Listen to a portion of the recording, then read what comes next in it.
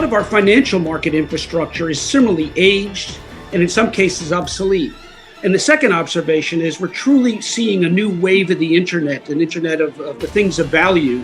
And that new wave is going to put serious pressure on these antiquated financial systems. And it's really that led me to being a proponent for exploration of a US CBDC. Absolutely, others are doing it around the world. It's not just China. We know that over 50 central banks are experimenting with this. The United States has been a leader in so many phases of technology. Our feeling is it needs to be a leader in this phase as well. And then, Chris, while we have you here today, just recently you made some comments about XRP, once known as Ripple, of course, not being, in your view, a security. And it was interesting, that was picked up in a lot of places, and then some people kind of pointed out, well, Chris is no longer with the agency, former CFTC. So I guess I'd ask how closely you're in touch with the current regulators and whether we should take your view as the official regulatory view. And then also some people pointing out that, you're working in some ways as a consultant with Ripple, the company behind XRP. So some people kind of take your declaration on XRP with a grain of salt. What do you say to that? Well, first of all, I am not an official, and so I am not speaking in an official capacity.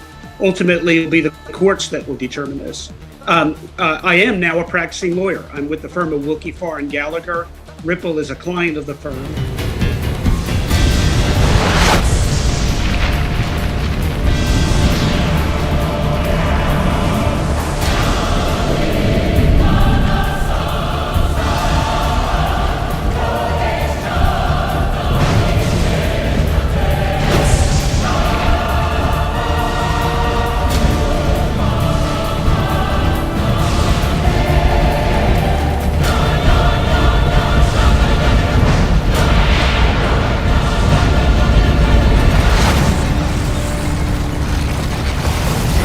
We've been sort of asking sort of thorny specific questions. I want to take a step back and ask a bigger picture question, which is, as someone who has followed cryptocurrencies for several years now, not with the type of precision that Dan has, but there has been this sort of, by the huge proponents of it, this promise that it was going to really, if not take over, gain a little bit more momentum than it has seemed to.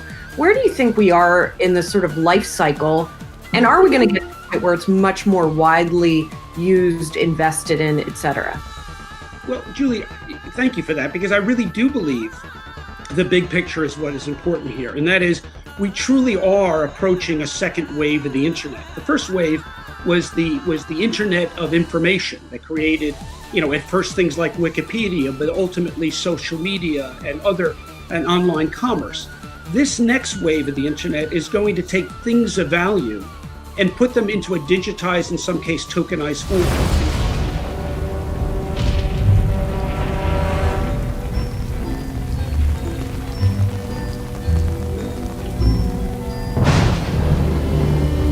Dancing and singing in the rain.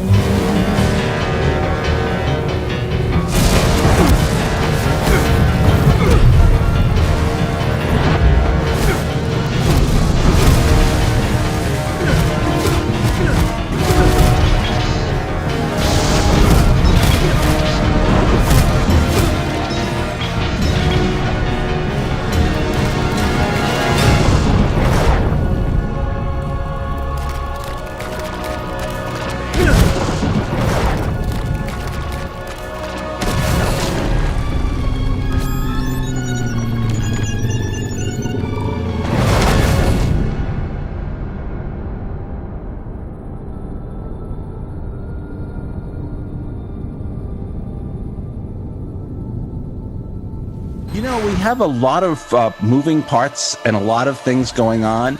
I explain it this way. Imagine if you came up with the idea for Twitter or the idea for YouTube 10 years earlier than those businesses, or the idea for Uber. Imagine if you came up with the idea for Uber in the year, 1996. You could not execute that idea directly because your target market doesn't exist. So imagine that you're a marketer at Twitter and I say to you, Christina, how are we going to get more people to have home internet access? How are we going to get more people to have phones so that they can tweet? You would say to me, that's not our problem. Like our target market are people who can use Twitter. We're Twitter. Our target market is people who can use Twitter. We're trying to build payment networks for a target market of people who are connected to these blockchain systems and these new payment systems, and that target market doesn't exist. So we have sort of a lot of different balls in the air and a lot of, I like the word dance. It is like a dance of trying to not just build the products and services that we want, but also the target market that we want them to, or that we want to sell those products and services to. And the interesting thing is, this is paradoxical. We need our competitors to succeed. If you think about Twitter and your phone, like you, probably 90% of the people I'm talking to right now could send a tweet right this second about what I'm talking about if they wanted to. Twitter did not put capability in their pockets, right? It's companies like Samsung and Google building Android and Apple with the iPhone and the whole growth of the internet. But even earlier companies like GeoCities, let's say, that like made people want internet access, or the early days of the internet, those are competitors to Twitter, but they built Twitter's target market. So the dance that we're in is trying to grow an industry so that there is a group of people who can use the products and services we're building, so that we don't just have to build the products and services, we actually have to build the market for them.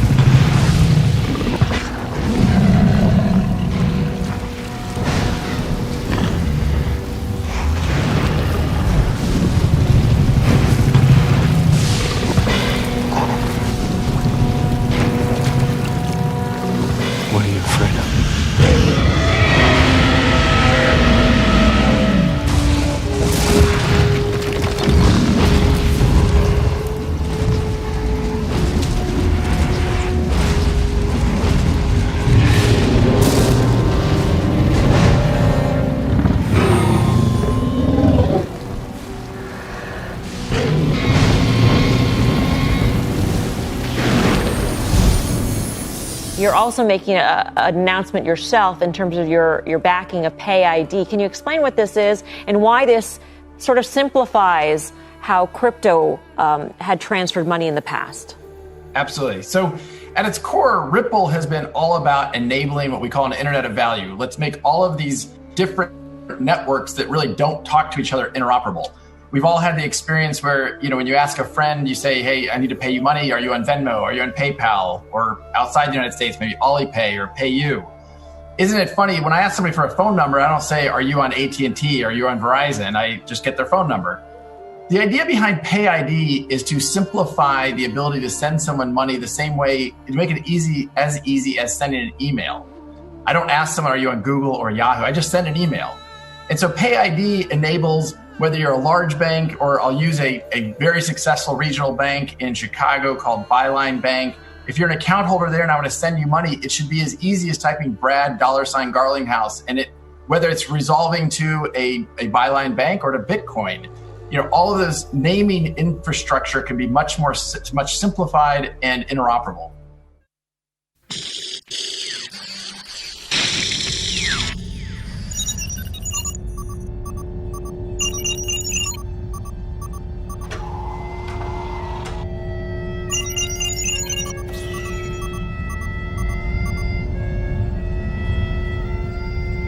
RoboCop.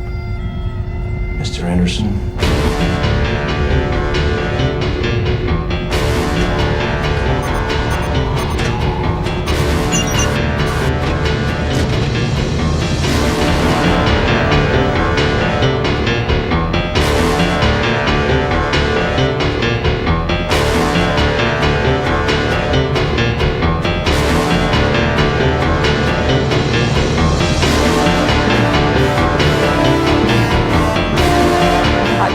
I mean, Ripple, a lot of Ripple's customers are in fact banks, so this is not necessarily a disruption to the banks, but he makes a good point in terms of removing that friction of transaction.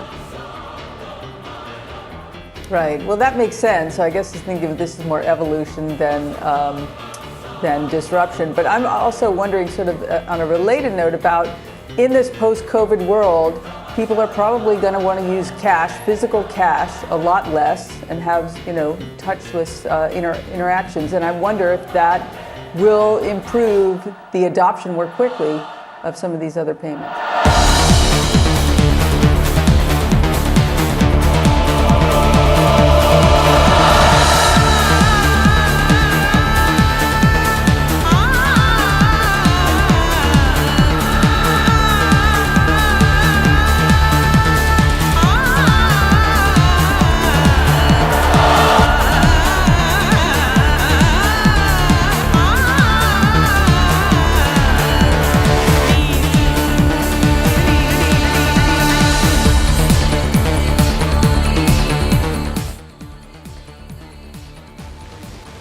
I'm going to speak later, so I'm not going to say right. I think it's been absolutely fascinating. I don't know what the audience makes of this, but it certainly reveals the enormous range of opinions of experts who only agree on one thing, which is that the present system stinks.